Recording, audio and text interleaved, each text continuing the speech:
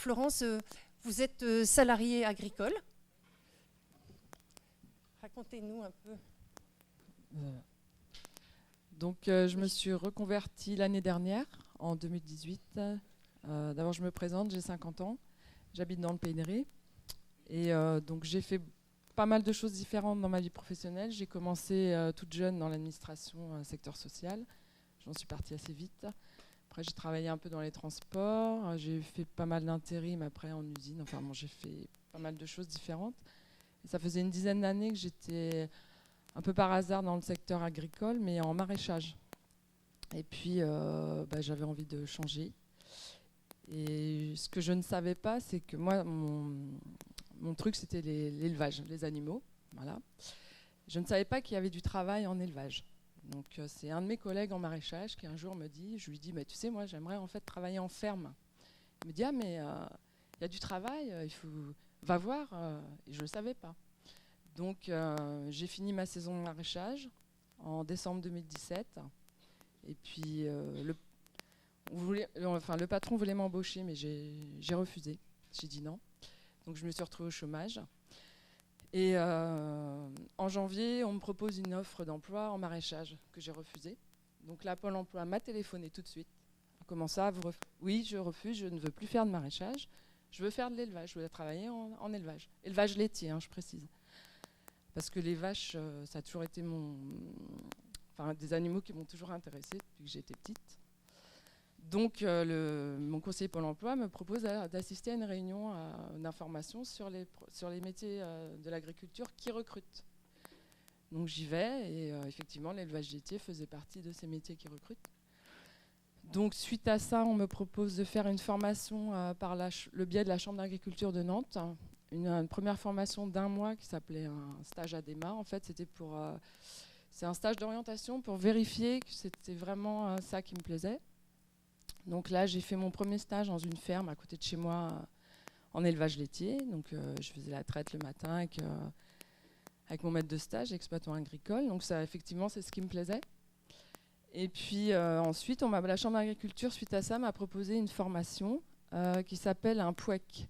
Donc c'est une préparation opérationnelle à l'emploi collectif. Donc on était 6 personnes qui durait 2 mois. Donc c'est une formation qui est très basée sur la pratique, beaucoup de pratique. Donc dès le premier jour, le premier soir, je faisais la traite dans une ferme. Parce que voilà, il y a des exploitants agricoles qui sont volontaires, qui nous accueillent en tutorat. Et puis après, il y avait aussi des cours théoriques sur les bovins, les veaux, les maladies, les vaches, l'alimentation, plein de choses. Voilà, parce que moi, j'aimais beaucoup les vaches, mais je n'y connaissais rien du tout. Donc, à la fin de ces 2 mois de stage, donc c'est pas validé par un diplôme, c'est juste une assiduité. Et suite à cette fin de formation, j'ai été embauchée directement par le service de remplacement de mon secteur. C'est-à-dire, en fait, les services de remplacement sont des associations où les exploitants agricoles adhèrent. Et nous, on va faire les remplacements quand ils partent en vacances, quand ils sont en arrêt maladie, quand ils ont des accidents de travail. Ou même des fois, un repas de famille le soir, à la traite, ils ne sont pas disponibles pour la faire. Donc nous, on vient dans l'exploitation. Et donc, j'ai fini ma formation fin juin, début juillet 2018. Et j'étais embauchée mi-juillet. Et puis, depuis le mois d'avril de cette année, je suis embauchée en CDI. Voilà. Très bien. Et alors donc j'entends qu'au début vous faisiez de nombreux, vous avez changé de métier très souvent. C'était pas vraiment des métiers en fait. Vous changé de travail, voilà. Bon après parce que vous trouviez jamais satisfaction. Non. Disons que c'était travailler pour travailler. Voilà, c'était pour gagner sa vie, quoi. C'était ça. D'accord. Alors que là aujourd'hui, c'est vraiment ce qui me plaît. Et l'élément déclencheur, ce qui vous a fait aller vers l'élevage, j'ai entendu aussi que c'était une rencontre en fait. Et ça, je trouve ça important à noter parce que il faut parler de ce qu'on vit, de ce qu'on cogite en fait.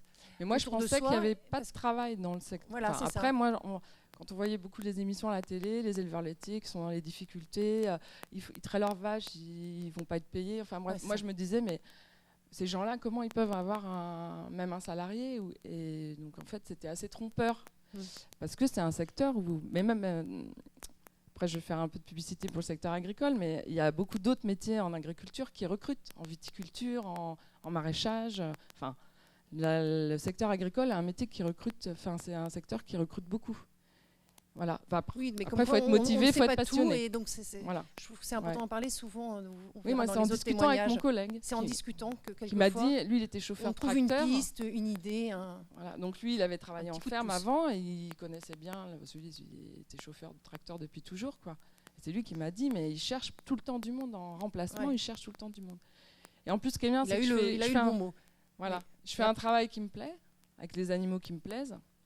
Et en plus, je rends service aux exploitants agricoles. Il y a aussi un rôle social, parce que on leur rend service, on est là, voilà, s'ils sont en arrêt maladie, s'ils ont envie de prendre des vacances. Les animaux et les relations humaines. Voilà, donc là, c'est les deux associés. Là, vous êtes servi. Et puis, je voulais dire aussi que moi, j'ai toujours été très bien accueillie en tant que femme, même en tant que débutante, parce que j'avais très peu d'expérience quand j'ai commencé. Il faut savoir que l'exploitant agricole, il me laisse son troupeau de vaches.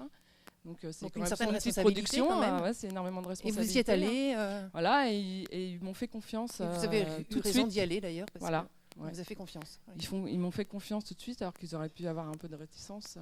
Étant donné que je venais pas du milieu agricole, moi. Oui, c'est ça. Je venais pas du tout du milieu agricole. Moi, je suis une ancienne de la région parisienne. Qui peut paraître des voilà, défauts, donc, mais en fait... Non, j'étais toujours très bien accueillie. J'ai jamais eu de problème. Ça se passe très bien.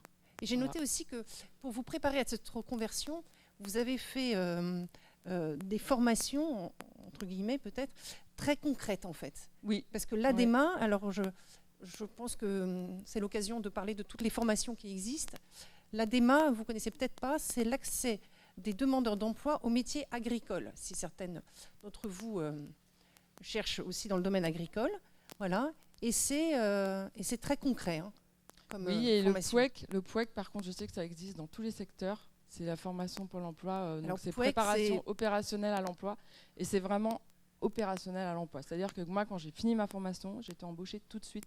Et je pouvais travailler tout de suite. Ça prépare concrètement à un métier précis. C'est basé pratiquement que sur la pratique.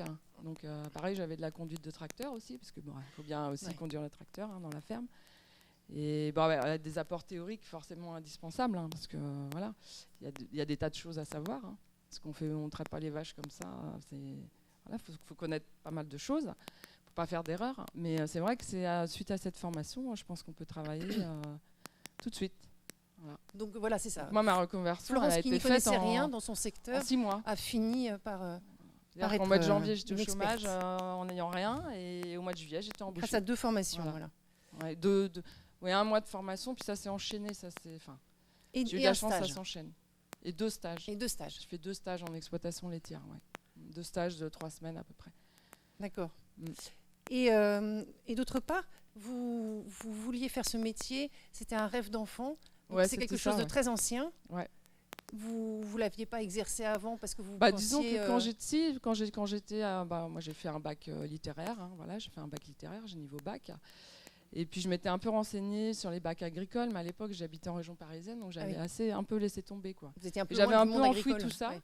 Et puis du coup, ce rêve. Donc c'est intéressant de voir que c'est un rêve d'enfant qui ressurgit, qui vous a travaillé sans doute tout le temps. Vous n'avez jamais oublié Quand j'étais gamine, j'étais tout le temps fourrée à la ferme. Quand on est en vacances en Normandie, j'étais tout le temps avec les vaches. J'allais chercher les vaches avec le chien dans le pré. C'était vraiment mon truc. Il vous tenait ce rêve.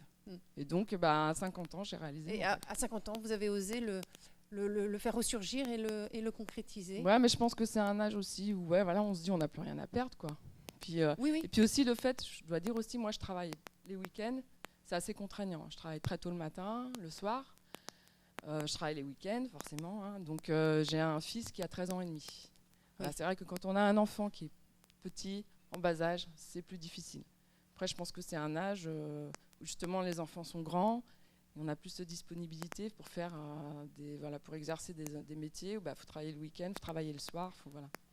Oui, mais ce que ça veut dire aussi, c'est que quelquefois on a envie de changer de métier, on se dit je vais opérer certainement une reconversion, mais vers quoi, vers où? Et quelquefois il suffit d'écouter son rêve d'enfant pour trouver l'idée qui nous rendra heureuse. Il faut quand même dire que la période de formation, la période de chômage, financièrement, ça peut être assez difficile. Oui. Bon, après, il faut savoir que pendant quelques mois, faut se serrer la ceinture.